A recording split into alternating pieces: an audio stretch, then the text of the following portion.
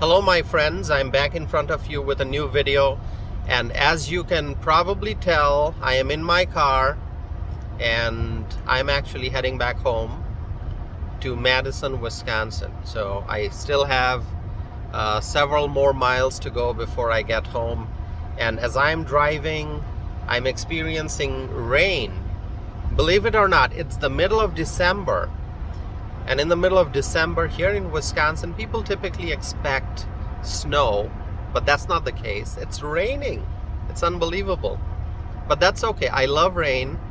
So I'm enjoying this very cloudy and rainy day as I'm driving back home to Madison, Wisconsin. Now, my friends, as I'm driving, I'm thinking about a lot of things. The brain never sits idle. It's always working. I'm always thinking about different things. And if you have been following my YouTube channel, then you know that for the last several weeks, I have been talking about the border crisis, the migrant crisis, the situation in New York City and in Chicago and in Colorado, in California, as those cities and states see an influx of migrants. What kind of challenges are those communities facing? So these are the things I have been discussing on this channel, and I want to thank you all for continuing to watch my videos and for subscribing and for staying connected with me and for sharing with me your thoughts and comments.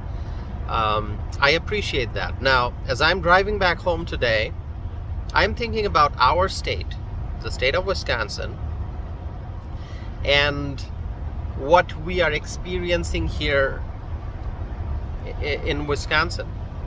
Now, we're not a sanctuary state. We're not a sanctuary for undocumented immigrants. But that is not stopping undocumented immigrants from coming to Wisconsin. I can tell you that there are communities in our state that are experiencing an influx of undocumented immigrants. There are communities in Wisconsin that are seeing migrants move into cities, move into different neighborhoods. And that tells you that even being far from the southern border, even after being very, very far away from the southern border, a state can still experience the impact of illegal immigration. And that's what's happening in Wisconsin. Wisconsin is so far from the southern border. We're not Texas, we're not Arizona, we're not California. We are Wisconsin, America's dairyland, here in the Midwest, but we are being impacted by illegal immigration. Now, what I guess is already happening is, as Chicago continues to be flooded with migrants, as migrants move to Chicago looking for housing, looking for food, looking for medical services, and looking for sanctuary, the resources in Chicago are stretched thin. Okay, Chicago is running out of housing options. Chicago just can't handle the pressure anymore. And so I think that some migrants may be figuring out that they can move out of Chicago and into other communities. So I think what will happen in Illinois is some of the other communities surrounding Chicago will definitely see an impact of illegal immigration. But I think the issue is going to move further and further away into other states. The Wisconsin-Illinois border is not far from Chicago. So I think what may be happening already is that some migrants are deciding to move to Wisconsin. And I won't be surprised if the same thing's happening with other states, maybe Indiana or Michigan. Maybe migrants could decide to branch out and find other areas other than Chicago, and they may end up in Michigan or Indiana or Wisconsin, and this may be happening. I guess we have to wait and see. But what I can tell you is that Wisconsin doesn't have the resources to take care of the undocumented immigrants. We just don't. Since 2020, since the start of the COVID outbreak, our state has faced many challenges. In 2020, many businesses were shut down. Many businesses faced tremendous losses. People lost jobs. And when people got their jobs back, when the economy started taking a turn, when things started opening up after COVID outbreak, inflation started rising. Prices kept going up. Gas price, even today, gas price is pretty high compared to prices in, let's say, in 2019. So Wisconsinites are facing many challenges. Wisconsin families are losing money because of inflation. They are losing wealth, and there's the overall economic uncertainty that's affecting our country is also affecting the state of Wisconsin. The people in Wisconsin are hardworking.